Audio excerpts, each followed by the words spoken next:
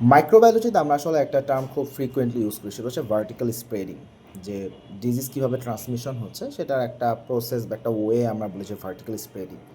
So basically vertical spreading মানে আমরা আসলে কী বোঝাই?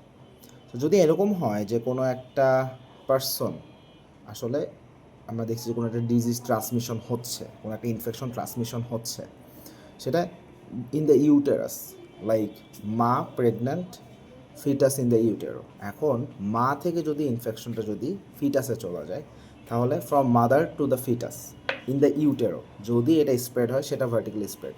অথবা ডিউরিং পারচুরেশন, যখন একটা বাচ্চা ডেলিভারি হচ্ছে সেই সময় যদি ডিজিজটা ট্রান্সমিটেড হয়, সেটাকেও আমরা ভার্টিক্যাল ট্রান্সমিশনের মধ্যে ফেলাবো।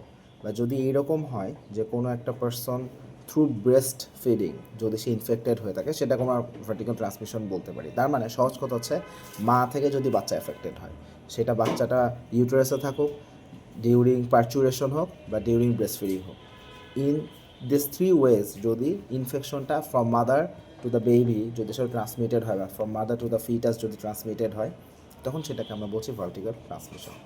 সো ভার্টিক্যাল ট্রান্সমিশন আমরা কোথায় কোথায় দেখি? ফ্রিকুয়েন্টলি দেখা যাচ্ছে রুবেলা ভাইরাসে দেখতে পাই। এর পাশাপাশি দেখা যাচ্ছে যে HIV ইনফেকশন আমরা হইতে দেখি, হেপাটাইটিস বি ভাইরাস ইনফেকশন হতে দেখি। সো এগুলো আমাদের কমন কিছু ভার্টিক্যাল মোড অফ ট্রান্সমিশন।